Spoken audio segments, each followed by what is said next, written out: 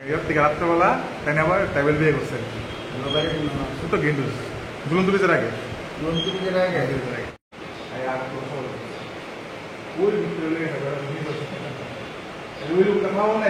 শুরুতেই সাংবাদিক বন্ধুদের অসংখ্য ধন্যবাদ। আজকের আমাদের এই যে সাংবাদিক সম্মেলন আপনারা এসেছেন, আপনারা দেখছেন যে বিগত কিছুদিন ধরে পূর্বতন বামফ্রন্ট ত্রিপুরার ৮০ জনের গণহত্যার তথ্যকে বিকৃত করে মানুষের সামনে উপস্থাপন করছে। যারা এই গণহত্যার নায়ক, তৎকালীন সময়ে ক্ষমতাসীন সিপিএম পার্টি, মানে যাদের মদতে এই গণহত্যা সম্পন্ন হয়েছিল, উগ্রপন্থার সৃষ্টি হয়েছিল, তাদেরকে আড়াল করে, প্রকৃত সত্যকে আড়াল করে এই সিপিএম আমাদেরকে সন্ত্রাসবাদী বলে দাগিয়ে দিয়েছে আমরা বলি। অথচ ত্রিপুরার তৎকালীন সময়ের মানুষ যারা জীবিত আছেন তারা যেমন জানেন, পরবর্তী সময়ে এই নিয়ে যেটুকু তথ্য সংগ্রহীত হয়েছে সেই তথ্য সম্পর্কে যারা জানেন সবাই জানেন যে এই ঘটনার পেছনে একটা গভীর রাজনৈতিক চক্রান্ত শুরু হয়েছিল দীর্ঘ সময় আগের থেকে। আমি বলতে চাই 49 সালে এই রাজ্যে সিপিএম পার্টি প্রথম স্যাংক্রাক পার্টি তৈরি করে। স্যাংক্রাক কথার অর্থ হল গলা কাটা, দল তৈরি করে। শোনা যায় নেতৃত্বে ছিল গণমুক্তি পরিষদের নেতারা, মুখ্যত দশরথ বাবু এবং তার সঙ্গে আরো কেউ।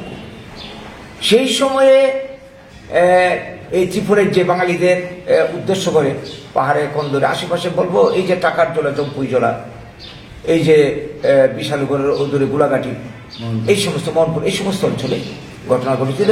খোয়াইতে তুলাসী করে বাঙালি বাড়িঘর লুটপাট এবং গুম, এই সমস্ত কাজ শুরু করেছিল।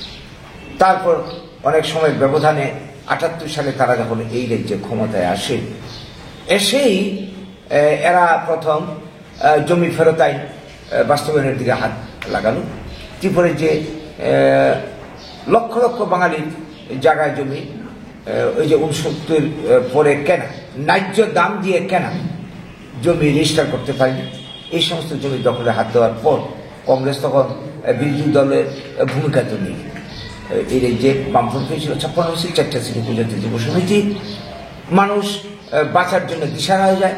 তারপর আমরা বাঙালি দল, আমরা আন্দোলন শুরু করি। আমাদের আন্দোলনে সবাই এসে সামিল হয়। তো এই ক্ষেত্রে তারা তখন এই আইনকে কার্যকরী করার জন্য এবং আরো ভবিষ্যৎ পরিকল্পনা এডিসি করার জন্য ত্রিপুরার বৃহদংশ জায়গা নিয়ে তারা কি করে একটা পরিকল্পনা তৈরি করে। আমরা দেখতে পাই ৭৮ সালে বামেরা পেয়েছিল ৫৬ সিট, ৪টা উপজাতি যুব সমিতি। ৭৮-এর শেষের দিকে তৈদুতে উপজাতি যুব সমিতির একটা সম্মেলন হয়, যেখানে উপস্থিত ছিলেন বর্তমান ত্রিপুরা মাতা সুপ্রিমোর প্রধানের যিনি মাতা মহারানী বিবি কুমারী দেবী। তাকে মধ্যমণি করে এই সম্মেলনে যে প্রস্তাব গৃহীত হয়েছিল, আমরা শুনেছি যে ৪৯-এর ১৫ অক্টোবরের পর আসা ত্রিপুরাতে বাঙালিরা বিদেশি, তাদের ত্রিপুরা ছাড়তে হবে, আরও অনেক কিছু। তারপর তারা বাজার বয়কটের ডাক দেন। ইন দি মিন টাইম হয় কি, ১৬ই ফেব্রুয়ারি ৮০ সালে ছিল পূর্ণগ্রাস সূর্যগ্রহণের দিন। বিজয় রাঙ্কলকে টিএমপি দলের নেতা নিপেন চক্রবর্তী ডেকে পাঠায় আগরতলা, তার সঙ্গে গোপন বৈঠক হয়। তার পরবর্তী ধাপে এই বাজার বন্ধ চলাকালীন সময়ে ডেঙ্গু ছড়াতে একটা সামান্য ঘটনাকে কেন্দ্র করে প্রথম দাঙ্গার সূত্রপাত, গণহত্যা সূত্রপাত, মুহূর্তে ছড়িয়ে পড়ে তা মান্দায়, টাকার জলা, জম্পুই জলা, শয়ে শয়ে বাঙালি খুন হয়। এই ২-৩ দিনের মধ্যে সারা ত্রিপুরায় একযোগে আক্রমণ শুরু। বাঙালিরা তো প্রস্তুত, বাঙালি তো জানতো না এই ধরনের পরিকল্পনা চলছে। ফলে বাঙালিরা বেঘুরে মারা খেল, হাজার হাজার বাঙালি মারা খেল, মল্ল, মা বোন ধর্ষিত হলো শয়ে শয়ে, এবং কোটি কোটি টাকার বাঙালিদের সম্পত্তি ধ্বংস করে সারা ত্রিপুরা আগুন দিয়ে জ্বালিয়ে পুড়িয়ে প্রায় ৪ লক্ষের মতো এডিসি অঞ্চল, প্রত্যন্ত অঞ্চলে বাঙালি উদ্বস্ত হয়ে এসে বিভিন্ন শরণার্থী ত্রাণ শিবিরে, আগরতলা বিভিন্ন যে আশ্রয়ে আমরা দেখলাম কি ত্রাণ শিবিরগুলি তো উগ্রপন্থীর আক্রমণ করে বাঙালিদেরকে মেরেছে। এই যে ঘটনা, বেসরকারি মতে সরকারি হিসাব যাই বলুক ৬,০০০-এর উপর বাঙালি খুন হলো। প্রতিক্রিয়ার পরবর্তী সময়ে অবশ্য সরকার যেহেতু পাশে নেই, কিছু উপজাতীয় খুন হয়েছে। জৈল সিং স্বরাষ্ট্রমন্ত্রী ত্রিপুরা সফর করেছিলেন, তিনি মন্তব্য করেছিলেন সাংবাদিকদের কাছে যে ইহুদি গণহত্যা আমরা জানি পৃথিবীর মধ্যে বৃহত্তম গণহত্যা। তিনি বলেছেন না, ইহুদি গণহত্যাকে ছাপিয়ে গেছে ত্রিপুরাতে বাঙালি গণহত্যা। পরবর্তী সময়ে আমরা দেখতে পাই, এই নিয়ে আমরা যখন সারা ত্রিপুরা আন্দোলন শুরু করি, আমরা তখন রাজ্যের মুখ্যমন্ত্রী নিপেন বাবুর কাছে দাবি তুলি যে এই গণহত্যা খাদের চক্রান্ত হয়েছে। বিচার বিভাগীয় তদন্ত কমিশন, হাইকোর্টের একজন কর্মরত বিচারপতিকে দিয়ে এটার আপনার তদন্ত কমিশন করে দোষীদের চিহ্নিত করতে হবে, শাস্তি দিতে হবে, এবং যারা ক্ষতিগ্রস্ত হয়েছে বাঙালি বা অন্যরা তাদেরকে পূর্ণ ক্ষতিপূরণ দিয়ে নিরাপত্তা দিয়ে পুনর্বাসন দিতে হবে।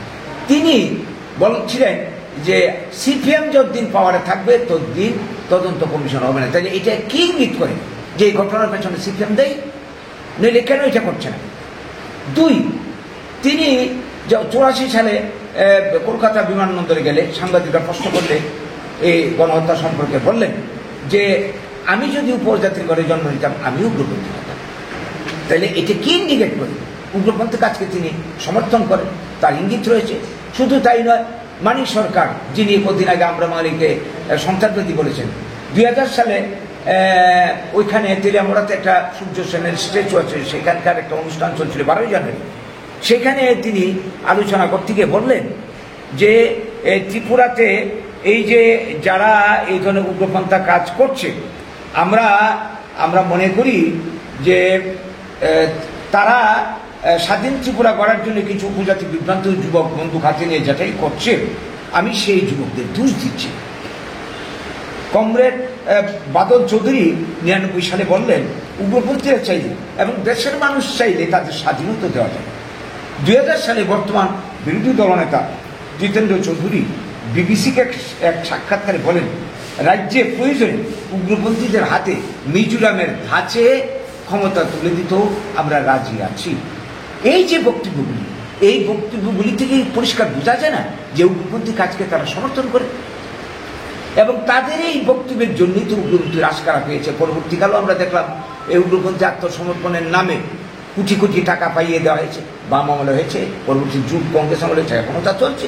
দেখা যায় উগ্রপন্থীরা পুরস্কার পাচ্ছে বাঙালি খুন করলে, জামাই আদর পাচ্ছে, তারা বাঙালি খুন করছে। তো এই যে বিষয়টা, এটা পরিষ্কার প্রমাণ দিচ্ছে যে কাজের পেছনে সিপিএমের মদত আছে। কংগ্রেসও রাজনৈতিক স্বার্থে মাঝখানে তাদেরকে নিয়ে খেলা খেলেছে। বিজয়নগরকে তাদের দলে টেনে নিয়ে ত্রিপুরা ৩টা সিট প্রমোদনগর শান্তির বাজার তুলে দিয়েছে। এবং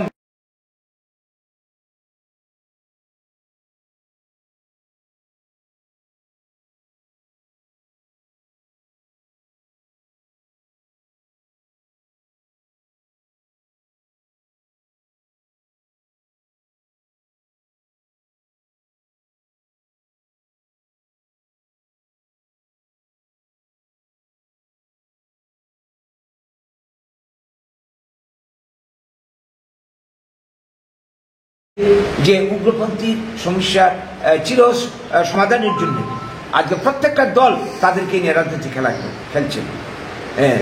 বিচার বিভাগের তদন্ত কমিশন করতে হবে এবং তাদেরকে শাস্তির আওতায় আনতে হবে। ২, যারা ক্ষতিগ্রস্ত হয়েছে বাঙালিরা, বিশেষ করে উপজাতিদের ক্ষতিপূরণ তারা পেয়ে গেছে, তাদেরকে প্রত্যেক পরিবার পিছু ২ কোটি টাকা করে দিতে হবে এবং জমি দিতে হবে যারা যেই জমি হারিয়ে এসছে, এবং তাদেরকে পুনর্বাসনের ব্যবস্থা করতে হবে। এই দাবির ভিত্তিতে আমরা আন্দোলন করছি। আজকে আমরা লক্ষ্য করছি বিজেপি দল, সিপিএম তো আমাদের এই আন্দোলনের কুঠাসা হয়ে গেছে, আমাদের বিরুদ্ধে যা না তা উল্টাপাল্টা কথাবার্তা বলছে। বিজেপি দল তাদের ভীষণ ডকুমেন্টারি ছিল, কিন্তু যে ক্ষমতায় এলে এই সমস্ত উগ্রপন্থী যে কাজকর্মের পেছনে কাদের হাত ছিল, ৮০ জন গণহত্যা এবং তার পরবর্তী গণহত্যা লীলা তদন্ত করে দোষীদের চিহ্নিত করে শাস্তি দিন, শাস্তি করে। এখন তারা কিছু কিছু মুখ খুলছে। এখন কেন আমাদের বলার পর তারা এখন কিছু কিছু বলছে? কারণটা কি? এর পেছনে যদি কোনো রাজনৈতিক উদ্দেশ্য রয়েছে, আমরা দাবি করছি তাদের কাছেও যদি তাদের সদিচ্ছা থাকে তাহলে ৮০ জনের গণহত্যার বিচার বিভাগের তদন্ত কমিশন করুক। বিজেপির তো অনেক এজেন্সি আছে, এই এজেন্সি লাগিয়ে তো আজকে সারা ভারতবর্ষে বিরোধী দল করে জব্দ করছে। ত্রিপুরার ক্ষেত্রে এত বড় একটা ইস্যুকে তারা কেন ছেড়ে দিচ্ছে? তারা করুক, তাদের সদিচ্ছা প্রমাণ করুক। যদি তা না করে তাহলে আমরা বুঝে নেব যে রাজনৈতিক মুনাফার জন্য, এই বাঙালি সেন্টিমেন্টকে হাতিয়ার করার জন্য তারা এটা ব্যবহার করছে। আজকে কেউ কেউ বলছে আমরা বাঙালিকে দাগিয়ে দিচ্ছে, বিশেষ করে সিপিএম, আমরা নাকি বিজেপি সুরে কথা বলছি। এটা কি ধরনের কথাবার্তা? বিজেপির বিরুদ্ধে আমাদের লড়াই, এনআরসির বিরুদ্ধে আমাদের লড়াই।